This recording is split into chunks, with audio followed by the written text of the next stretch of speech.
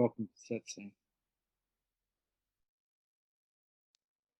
Hello, Vishrant. Can you please talk about what failed in the Osho Rajneesh Commune in Oregon?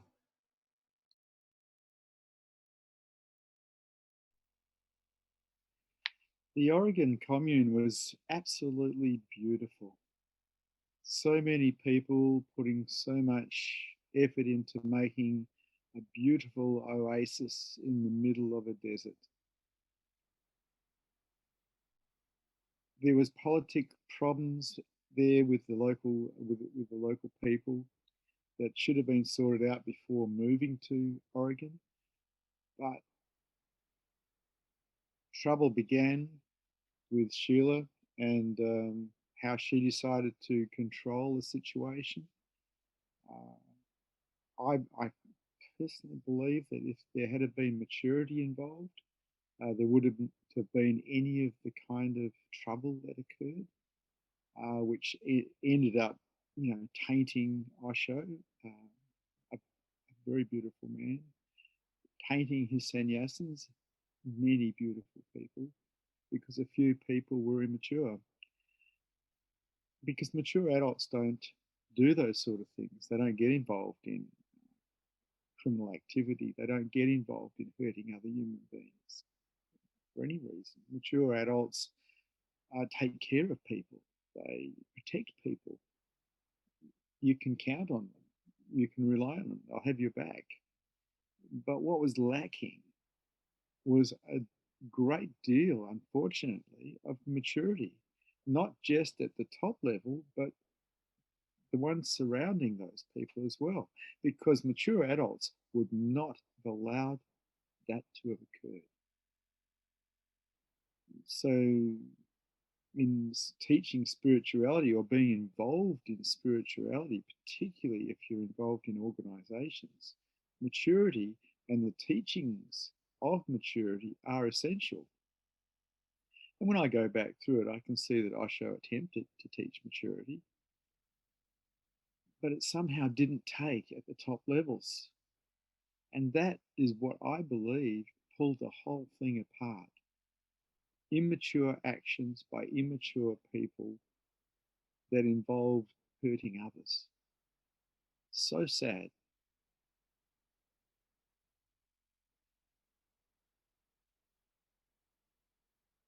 Because he was such a beautiful man and he had such a beautiful message. His way was the way of love, the way of the heart. Very beautiful. Any questions, any statements, any challenges to this teaching today? The first question: were you there at the commune in Oregon when all the conflicts were happening around Osho?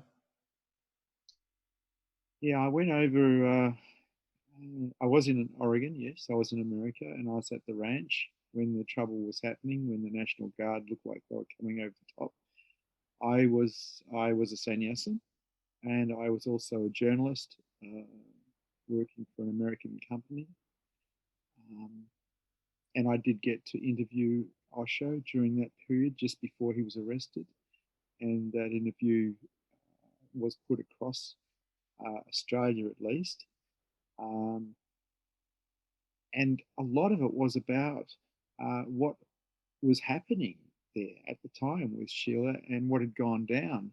And I am absolutely positive from that interview, from that talk that I had with Osho, that he was not involved in the shenanigans. He was not involved in the criminal activity. He was quite innocent. He had left it in the hands of other people, and they had let him down.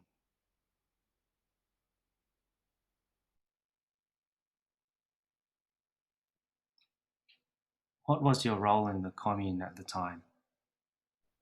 I was a visitor.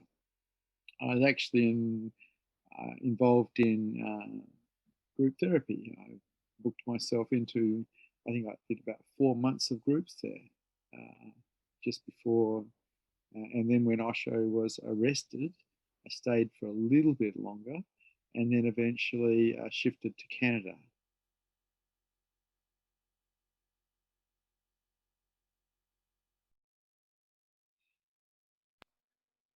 The next question.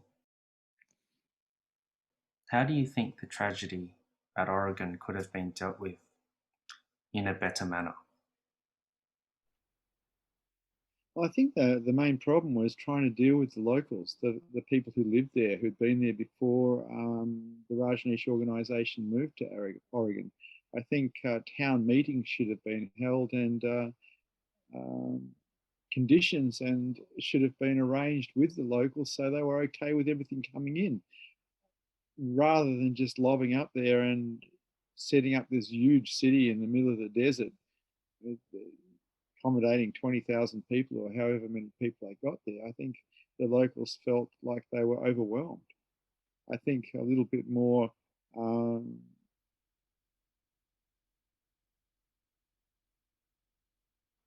intervention in the beginning in telling people what was actually coming and getting their opinions and getting their approvals would have helped. But that's just an opinion. The bottom line is I don't really know.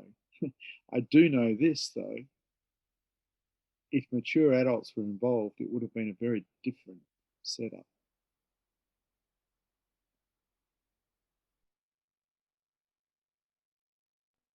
Do you think that Osho was aware of all the conflicts with the neighbourhood and the crimes committed by Sheila? Not until after they were committed. He was the one who ended up putting Sheila into the police. He was the one that brought the authorities in because he was so disturbed by what had gone on, and rightfully so. I think it was shocking what actually was happening at the ranch and what was happening around the place. He did not. My opinion is he did not know what was going on. He had been in silence for years, and I don't think he was being informed as to what they were up to.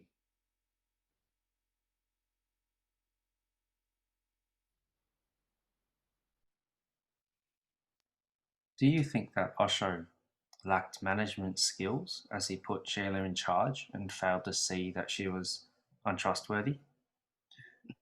I think the word comes as trust. You see, when you're a spiritual teacher and you've gone into silence and you've got a big commune, you need to be able to trust people. And Osho did trust. And that trust was broken because people were hurt. And he was not, as far as I know, in any form of agreement to that. And so he was in trust, but some of the people that he trusted should not have been trusted.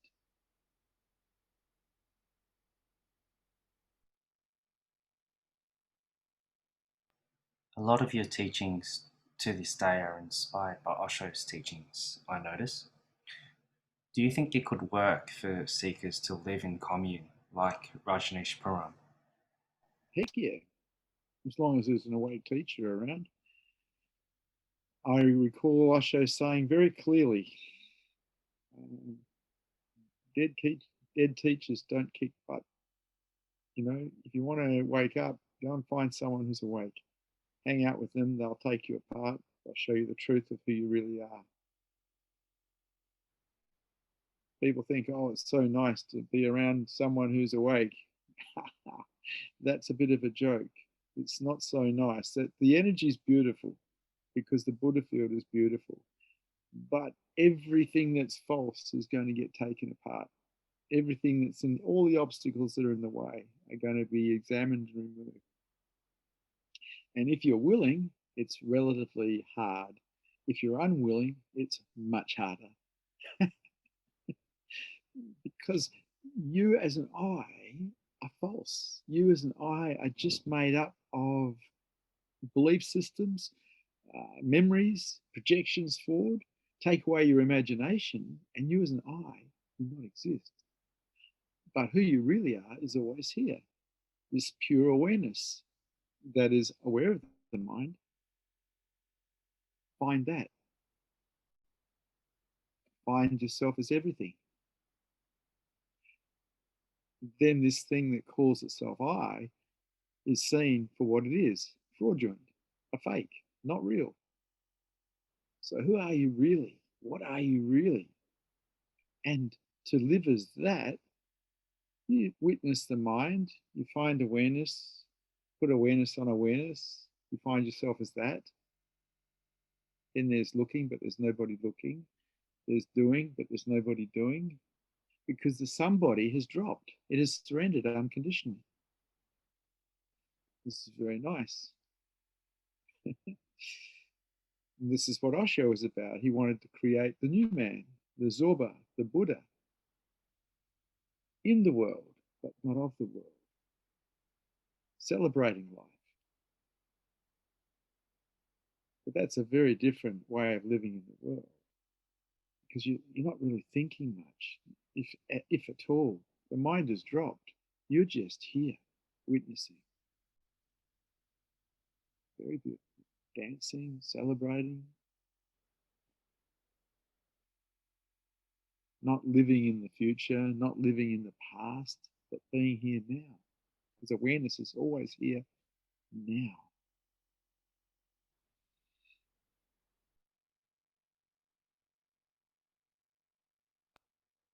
Next, we have Puneet who'd like to ask a question. Hello. Hi, Vishrant. Hello. I just wanted to share thank you for all the help you provided me in the last satsang. I'm really grateful for that. Uh, and during the week, I took your advice, and while I was working, I tried to keep my self-inquiry or the focus on my attention and not think while I was working.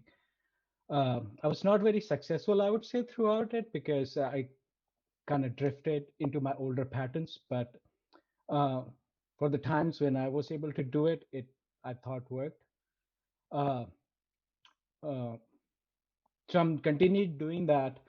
But I have a question regarding the generation of thoughts, because I have noticed like my brain repeating or my mind repeating things that I encounter in my day to day. Like if I'll hear a song or if certain media, the mind will start like humming the song or singing the lyrics in my head, uh, and my attention goes towards it, and when I realize it, that's when it stops.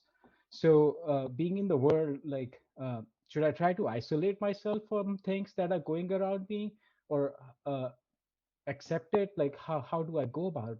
Because I feel like I'm giving uh, fuel to the fire by doing that. Or I just want to know your opinion on that. We're all programmed to be constantly moving, constantly running to the next thing. Find a way to take time to absolutely do nothing, to just sit and witness. And if you can do that, you can start reversing the programming that you've been given that has you running and running and running and running from this to the next thing. Just find the time during the day to sit and do absolutely nothing. And then the mind will change. You'll start finding the beauty in life. It's very difficult to find the beauty in life when you're constantly running to the next thing, to the next thing, to the next thing. Meditate. Do nothing. And then get back to me and tell me how that's going. uh, so when you say do nothing, I should I even be thinking that I'm going to sit and meditate, or should I just sit with my eyes open and try to do nothing? It's so hard for people to do nothing. It really is. You just start practicing doing nothing. You just sit and you do nothing. You just witness. You just sit and do nothing. You don't move. You sit and do nothing. Sitting silently, doing nothing, spring comes and the grass grows by itself. This is a very beautiful Zen saying.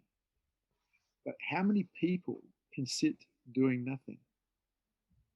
And this is the trick. This is the thing for people who are into higher consciousness. We need to learn to sit and do nothing. And then we see everything. But it takes practice. Your time. And your time, you're going to say, but I need to be doing something. Because that's how you've been programmed. You've never been programmed for freedom. Freedom comes in sitting, doing nothing.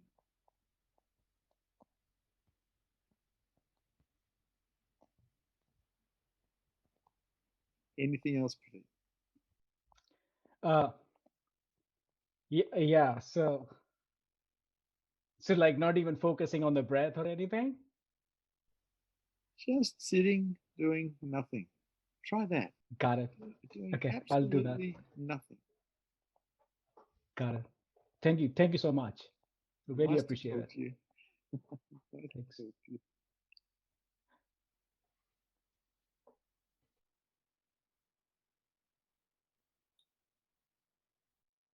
The next question is from Johan on YouTube. Do you think there will ever be a commune like this again? There's only now. I don't have much interest in the future, and I don't have a great deal of interest in the past, really. There's only now. Right now, you're here. Right now, tune in. Right now, tune in. Feel the silence. Feel the stillness. Put awareness on that. As far as communes are concerned, who knows? I don't know. I don't have an interest in that sort of thing, really. Um,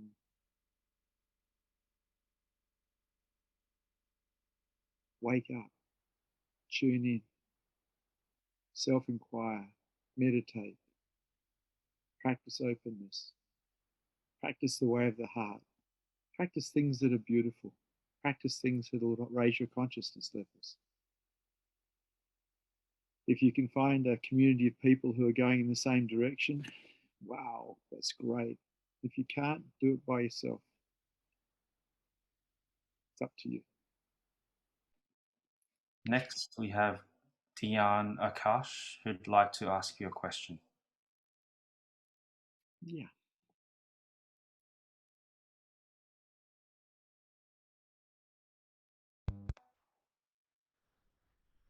Hello, good morning, Swamiji. Namaste. Hello, Dion. A- Am I audible? I can hear you. Do you call yourself Dion or do you call yourself Akash?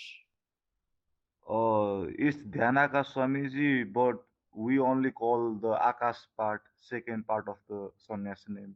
Akash, okay. So, Swamiji, I have two questions right now. Last time I forgot when I was talking with you. The first question is, we do a lot of cathartic meditation that also design, but we release, but somehow it automatically we again get filled up with stuff, that create frustration and stress. So how to um, make that very low, Swamiji? Okay, so my process when I was filled up with anything was dancing. I love to dance. I danced a great deal. It was my way of clearing built up energies. It was a way of breaking mind patterns. It was a way of getting free. So just to dance, get some music happening and dance. Sitting and then sit. Once you've let all that out, then sit. And so, if we look at dynamic meditation or Kundalini meditation, really they're just aggressive exercises that allow us to purge, let everything out, so we can then sit silently. Would you agree or Yes, disagree? Swamiji, I agree, but I wanted to ask that we do that, I do that, but again, somehow I got filled up with those things that I want to cathart, that. So is it uh the way I can't really deliver to you what uh I'm trying to say.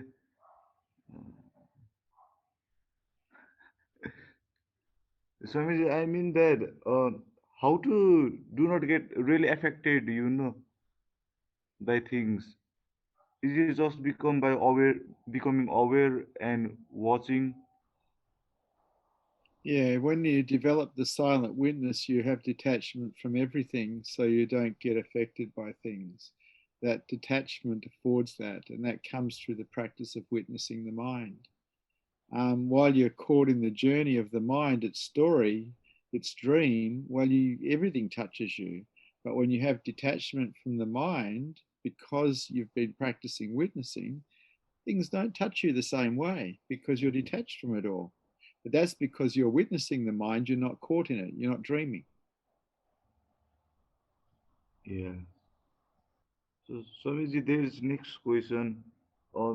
Before I really went into deep meditation and becoming silent, I had fears like that normal ordinary people have, like fear of height, fear of this, fear of drowning, fear of swimming, But so after 2 years of sannyas and meditation, mysterious kind of fear started coming from unknown, like afraid of automatically big monasteries and inside of caves, like with big statues and sculpture of God. And how, and I feel that in my past life I've been killed or have bad experience in this kind of places. So I mean, so what is the mystery behind these different mysterious fears, that I'm having right now? Okay, look, Akash, my approach to fear is to die. You see, if we're willing to die, fear doesn't have much power anymore. And so, in the willingness to die, fear disappears. See, the fear is always the fear of losing control, really, some way, death, insanity, being hurt, the fear of loss of control. Let yourself let go of control, let go of your life, be free, let go, let go, let go. When I was a boy, I discovered I was very frightened of the devil because I was a Catholic boy. And I was frightened that the devil was going to come and get me because I'd been brainwashed in believing that could happen. And so I went down, I thought it must have been 10 years old. I went down to a cemetery, an old cemetery that was abandoned at the end of our street. Late at night, my grandparents had gone to sleep. I was staying with them, and I snuck out of the house and I went down to the cemetery and I sat there all night and I Mm. just let the devil take me because there was no way knowing I was going to let the fear of the devil control me. Now, of course, the devil never took me, but in the willingness to allow that, in the willingness to die to that, all the fear disappeared.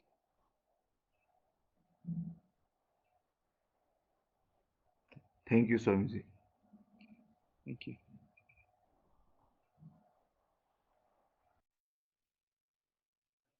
Next, Kalimba would like to ask a question. Hello, Kalimba. You're muted. Hello, dear man.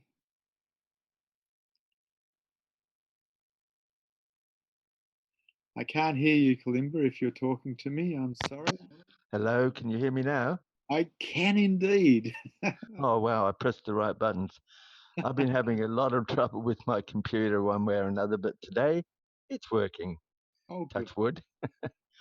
um, Look, when you were talking, well, the topic was quite surprising today, but I just wanted to share a couple of things with you because I went to Pune, took sannyas in 79, and I went twice back there, and then I went to Oregon a couple of times. Uh, I'm sure this is something to do with me, and you might throw some light on it. I used to love being in Osho's presence when he was in simplicity, the white, when he just wore white and he was nothing flashy. And I still loved him in Oregon, but I felt really uncomfortable with all the flashy clothes that they put on him and the expensive wristwatches. And it was like, I don't know what it was. I just thought, that's not Osho. He's just being dressed up by Sheila, probably. So what does that say about me? And did you experience anything similar? Well, I was in advertising because I was in newspapers like you were, and I understood that Osho was advertising. and he was appealing to different crowds. Like when he wrote From Sex to Superconsciousness, he was appealing to the hippie crowd. When he started wearing all the bling and dressing up in the robes and developing a taste for 90 odd Rolls Royces, he was looking for a different type of sannyasin. He was widening his net as I saw it. So I didn't really see that it had anything to do with him personally. I just saw it as advertising. Yeah, that does connect with something I felt, because I think at that stage he was trying to say to people like the Hollywood crowd that were starting to follow him that you can be enlightened and still be rich and famous. It's just a change of attitude. You don't have to get caught up in the picture of it, but it doesn't mean you don't have to do it. You can still do it. That's your thing. Well, yes and no. You can do it. You can have all of those things, but you can't be attached to any of them. Right. Yeah. Yeah. Non-attachment is the answer to that. It's true. Yeah. Yeah. It's always, yeah, I find a lot of things difficult, and I don't know, I've been having ups and downs and sometimes getting caught up in stuff, and practicing let go. I've really got to get more into that. Well, it's up to you. You're the only one that can Oh yeah. practice it. No one can Yeah. do it for you. Yeah. And I got a bit sad when you stopped doing satsang every morning, because that was just such a lovely way for me to get up and like, oh right, I've got satsang. Wow. And it started the day so beautifully. So the more you can do it, the happier I'll be. Well, maybe you should contact Tosh Kalimba, because I do satsangs quite often. I think I do 9 or 10 a week. Right. Because I do them for the mystery school, the Zoom, private Zoom. But as an old member of our Sangha, you'd be very welcome. All right. Thank you. That'd be lovely. Yeah. Thank you so much. Thank you so much, Kalimba. It's always a blessing talking to you, my friend. And to you, mate. The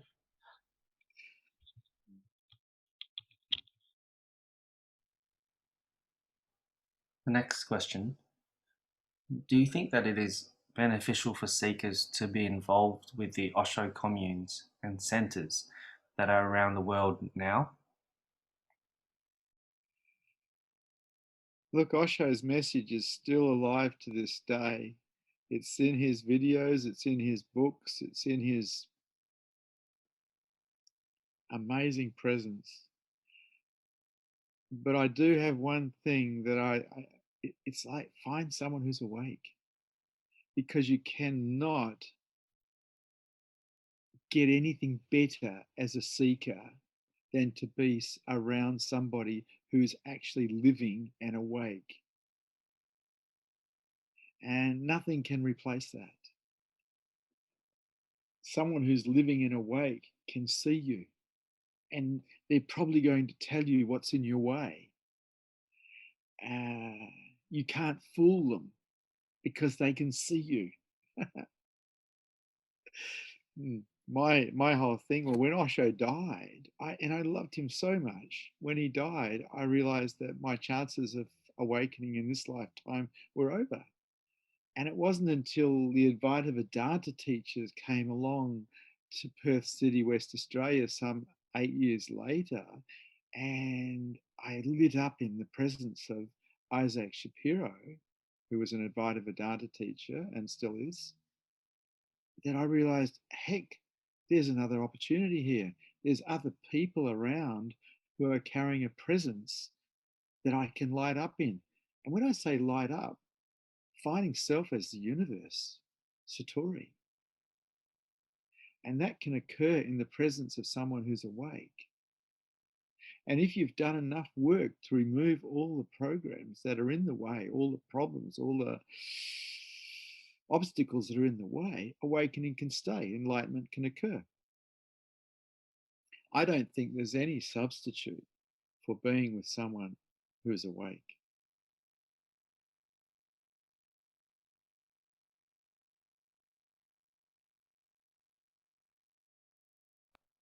What do you think was Osho's main message? How about wake up? It's the same message for anybody who's awake. Wake up.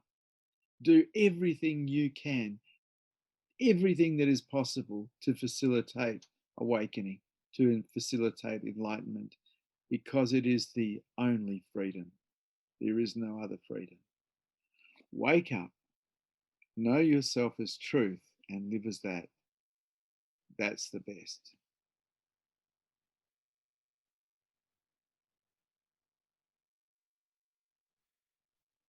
Next, Praneet would like to ask a question.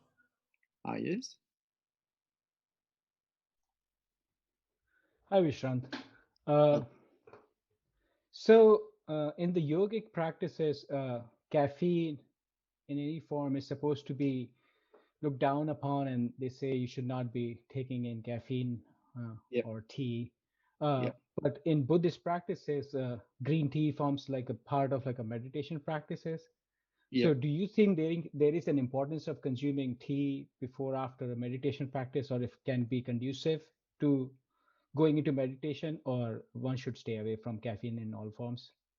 Okay, this is a good question. Caffeine is a drug and Yeah. it's a stimulant. It fires off the adrenal glands and it puts you into a rajasic state. Now, if the caffeine is mild, as you find in tea, it can help you stay awake during meditation. It can help you stay alert. And so, for my own practices, when I was a meditator, I used to enjoy tea because it allowed me to stay awake a little bit longer in meditation. Because a lot of my meditations were very late at night because I was a family man and I waited till my family went to bed about 9 or 10 o'clock, and then I'd meditate until 1 o'clock. But to stay awake at that hour, I'd have a cup of tea and then I could meditate clearly and stay awake. I didn't use coffee. I find that coffee is a little too strong. It gets people rushing, running, rather than actually resting and settling. So I don't think a little bit of tea is going to do any damage whatsoever. I wouldn't recommend coffee. Got it. Uh, since you mentioned your family, can I ask you a follow-up question on that? Yes. So I have two young kids, and I find they are the ones that get me most emotionally. Like they trigger a sense of frustration or sometimes anger, which I try to monitor and not be with that. But then I feel like I'm trying to control them by trying to mold them in a way that I want to, or like give them what I can give them like from my experiences. And I'm finding sometimes hard to find a balance between letting go and have them grow on their own and flower into their own beings or flowers. And then I feel like maybe I should assert some control in their lives and try to form them or mold them. Yeah. Do you have any advice to how to find a balance with that? Well, there's a couple of questions in there, really. One, you talked about getting angry. That's really not a good idea. Trying to control children with anger just teaches them that they can do the same thing. Uh, it's better to control them when you're cool. And as far as control is concerned, our job as parents is to guide them to a life that is going to be a happy life for them. But I use the word happy. I didn't use the word successful. What is going to make them happy in their life? And so with my own children, I guided them and I allowed them to choose which direction they wanted to go as far as academia was concerned. But at the same time, they were being shown how to live a life that was the way of the heart, a way of generosity, a way of kindness, a way of beauty in the world. And of course, children copy their parents. And so if you're teaching that, that's what they're going to learn. But if we hit them with anger, they're going to learn to be angry. And they're going to learn probably to use anger, which is a form of violence, to manipulate and control their environment. So we need to be careful what we teach our kids, because as adults, we are responsible for programming them. Thank you so much for the insight. I really appreciate it. My pleasure.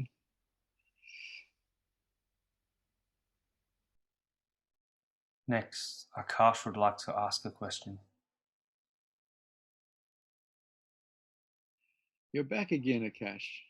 Yes, Swami, I'm back again and I'm not leaving you for a while, So, so as you mentioned about Satori, and I have also heard your YouTube video about Satori, and I had similar kind of experience that you had mentioned, like 5 or 6 times, out of nowhere after meditating or in meditation, suddenly I was not there, body was not there, and if my eye was open, then anything that was in front of me, I was that.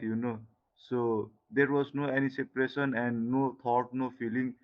I was not there. Just that whole existence was there. So is it Satori or anything different? Akash, what works is practice. That's all that works. Nothing else works. No amount of understanding, no amount of knowledge helps really. What works is practice. Whatever you practice, you will be good at. Most people practice thinking, so that's all they're good at. The sage practices meditation, practices watching the mind, practices self-inquiry, practices openness.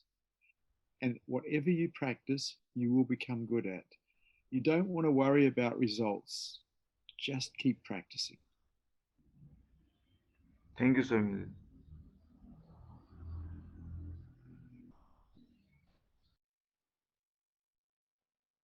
The next question has been written by Terry on Facebook. You spoke about doing nothing, but this does not appear to be the case with children, where you've said that children before socialization are as we could be, but they are not silent. Was that a question or a statement? A question, I think. What's the question?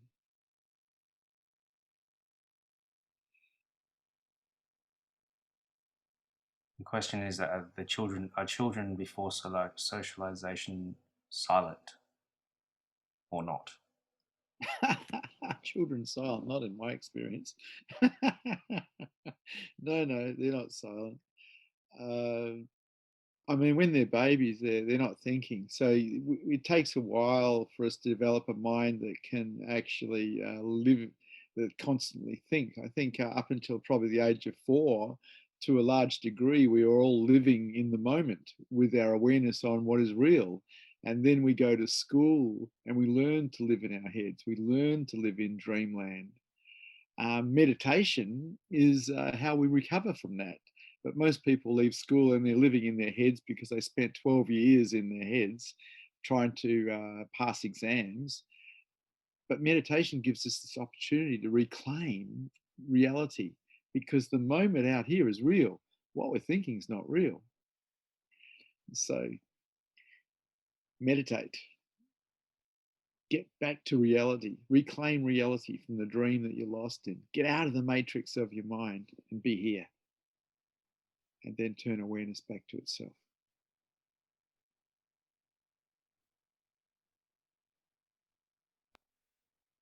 The next question is from Abhishek on YouTube, who writes, Sir, because of long practice now, I've started to stay awake for a little time.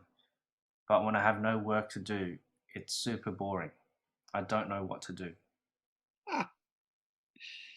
If you have nothing to do, what an opportunity to meditate. And look, if you're sick of just watching the mind or sick of watching the breath, walk. I used to love to walk, and I walked in Zen, watching my footfalls, watching my breath, feeling the sun on me if it was daytime, feeling the wind against my skin, hearing the sounds around me. Now, if we have our awareness on all of those things, we can't think, because if we do, we're going to lose those things. And so I used to walk for hours in Zen, along beaches, along railway tracks, just being aware of these things around me, my footfalls, my breath, the sounds, the sun, the wind. And I was training my mind to be present to reality instead of being present to dream. Boredom is just another dream.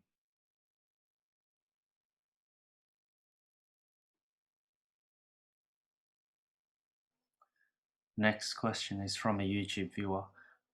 Can you please comment further on being a parent and maintaining a spiritual practice? The kids and work consume the majority of my energy. Do you have any tips? I went with my last two children. I decided to work from home, and so I set up a clinic at the front of my house because I worked as a naturopath and psychotherapist.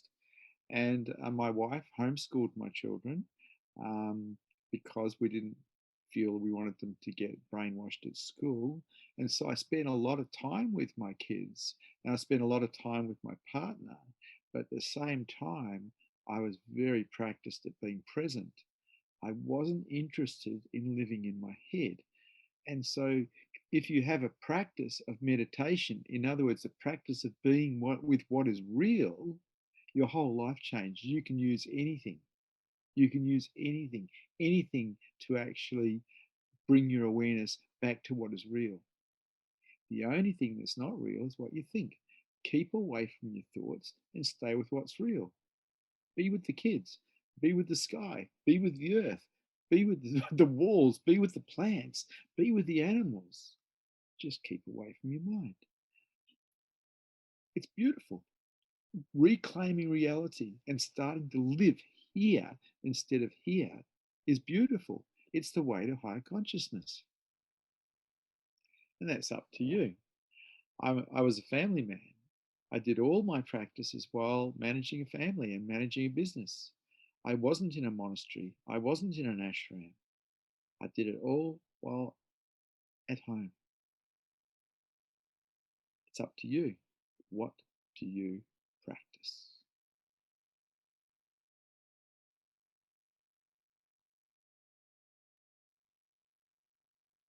The next question has been written by Akash, who writes, "What's in my way, Swamiji?" Find the mirror and you'll see it. Akash. What's in your way is always the same for every human being. It's you, the ego you, not the real you, the ego you, the one that's constantly living projections of the future, memories of the past, and analyzing. That one is in the way. Nothing else, because you're already beingness. You're already at your final destination. You're just not aware of it. And so when we use the one that's false, the I, when we use that one to help turn awareness back to itself, to help meditation, to help the practice of openness, we're now using the false one to find the real one. And the real one is always here, always aware, always here. Asking the question, who's aware? We can discover that. Witnessing the mind instead of being involved in it, we can discover that. Practicing openness, the way of the heart, getting out of the way, we can find who we truly are. These practices work, but only because you practice them, not because you think they're a good idea or not because you understand them, but because you practice. Practice works.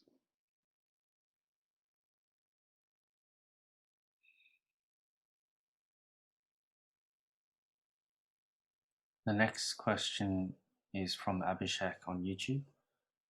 Sir, is your third eye open? and what is the procedure? Third eye opened in the presence of Osho Rajneesh in 1985, along with the crown chakra opening. His presence was enough to facilitate that opening.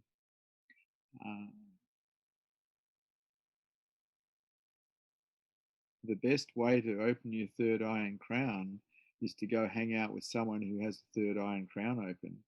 And all awake people have their third eye and crown open. And what that does is it stimulates yours to come open. So when you come into the presence of someone who's awake, quite often you'll feel a bit of a sensation around here and also a sensation around the head. That's the crown and the third eye opening. And so that's wonderful stuff. And I recognized that when I was with Rajneesh, with Osho, and it just connects you with everything. The third eye connects you with the Akashic records. You start knowing things that you've never learned. It's brilliant. The best bet, if you're interested in doing that, is to hang out with someone whose crown is open, whose third eye is open. That's the best.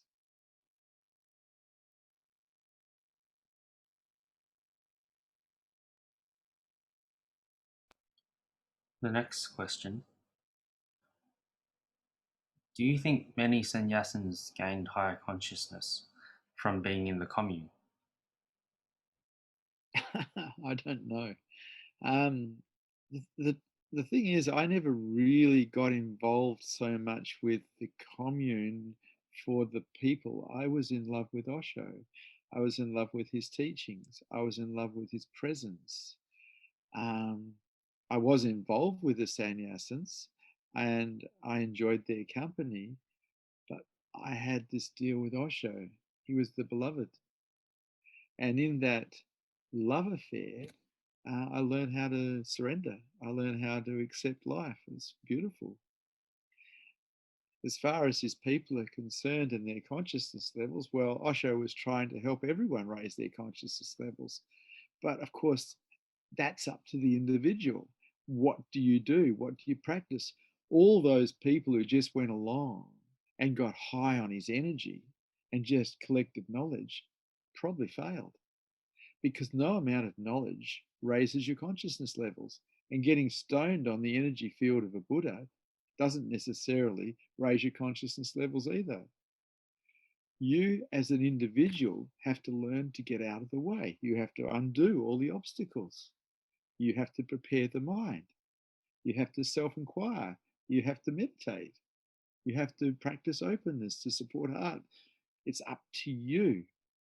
The teacher, or the awakened one, Osho, supplies a Buddha field that you can actually rest the mind in and start to realize, heck, I'm not the mind. I'm here, but I'm not the mind. In that also, that Buddha field, things get opened. So things can pour out. All the past can pour out. But really, it's up to you. You have to do the work. The teacher can't do the work for you. As much as you'd like, and as much as he or she would like to do it for you, you have to do the work for you. It's beautiful to be in the Buddha field, but you still need to do the work. You still need to practice meditation. You still need to practice self-inquiry. You still need to remove all the obstacles, which are usually belief systems that are in the way, that keep contracting you. And that's up to you.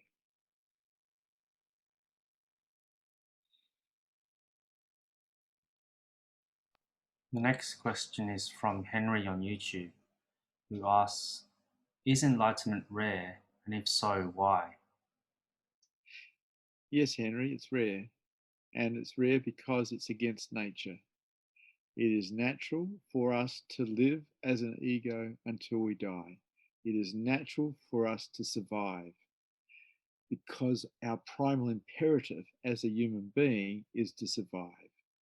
Unfortunately, that primal imperative is in the way of enlightenment because it has us constantly resisting life to survive. And so it is unnatural for people to raise their consciousness levels. It's more unnatural for people to wake up because the I has to learn to die. It has to learn to surrender unconditionally. Unconditional surrender is a death. That is hard because it goes against nature. And so it's not natural for people to wake up. It's unnatural. It's an unnatural occurrence. But because we're intelligent, we can facilitate it. We can learn to accept. We can learn to surrender. We can learn to get out of the way. And we can find ourselves as truth.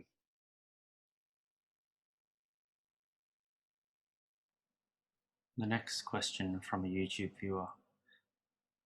Is an awakened Kundalini required for self-realization?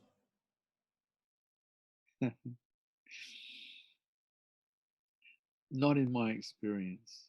I do understand the question. How about just finding yourself as absolutely everything through self-inquiry? You see, I was walking along the foreshore in Adderale, which is a suburb of Perth, West Australia. I'd started self-inquiring, asking the question, who am I? At about 6 a.m.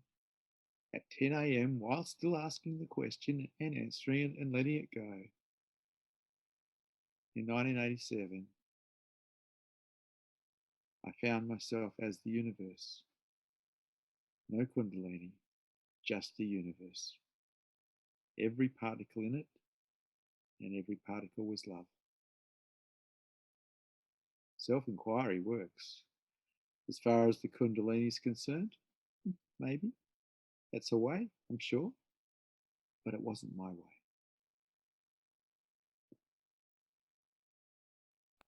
Next, Praneet would like to ask a question.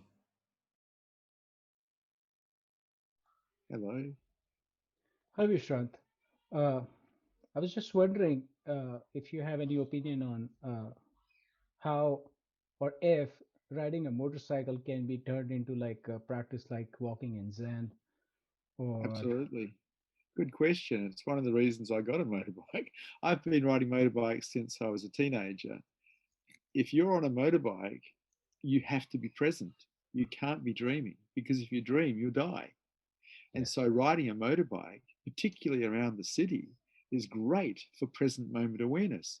Because if you're not really present on a motorbike and you have an accident, you get badly hurt. And so it demands that you be present. Unlike jumping onto a bus or a tram or going somewhere in a car, you can dream away. But on a motorbike, that's very difficult because you could get yourself into serious trouble. Riding a motorbike is wonderful for getting you present. That's why I've always enjoyed riding motorbikes. And I didn't really understand why in the beginning, but it was because of the present moment awareness that I felt when I was riding motorbikes. I loved it. thanks, makes sense. Thank you. Next, Kalimba would like to ask a question. Hello, Kalimba. You're muted, I think, Kalimba. Hello, am I back now? You are indeed.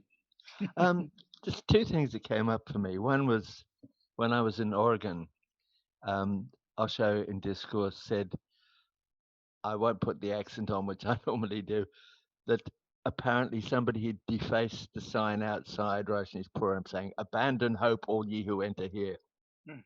And Osho said, this is amazing. They have got my message. Yes. This is what I say, abandon hope and live in the moment. So it's just so beautiful when he did that one. And he could just turn things just so magically like that. Yep. And he's right. Abandon all hope. It's a projection to the future. It's not real. Exactly. Yeah. And the other thing with Sheila is because when I first went to Pune, I used to sit outside the office occasionally and just stare like a puppy at Sheila and Lakshmi and Arup. It was just such a lovely space down there in that front office. And I think at one stage Sheila was really on the ball, had a really beautiful energy. But when Osho went into silence, and she took over like as the spokesperson. And it reminded me of the old saying, all power corrupts, and absolute power corrupts absolutely. And I think as Sheila took over, it just went to her head and she just stopped making sensible, compassionate decisions. Yeah, look, that's possibly true. I really don't know. I did have access to Sheila to some degree, but not, I wasn't in on the inner circle. We spoke a few times.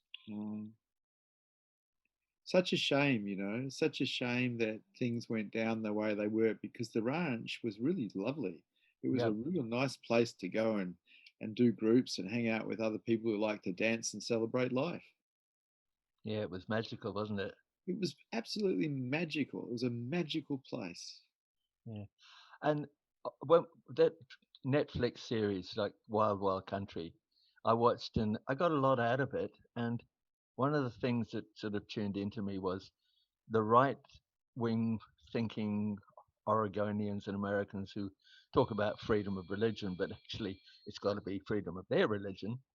Um, they were they behaved quite badly towards us trying to withdraw our permits, but Sheila then responded as they did. And to me, like, to steal from a thief is still stealing. She blamed it on, she was responding, but she wasn't, she was reacting. Yeah. Yeah, look, maturity was required. Maturity dictates that you don't hurt people. It's that simple. Maturity dictates that you actually take care of everyone. Always. Yeah, exactly. And it's all over now. It's been over for a long, long time. But in the love and for the love of Osho, I think that it needs to get set straight. I do not believe for one second that he was involved in any of that. I agree with you totally. And I interviewed him and spoke to him about it myself. And he was an innocent man, set up to take a fall, and he did. But what a beautiful man. What a beautiful presence he had. And what a beautiful thing that he set up. What a beautiful adventure in America. Yeah, absolutely. Always nice to talk to you, Kalimba. And you, mate. Lovely to hear you and to share your energy.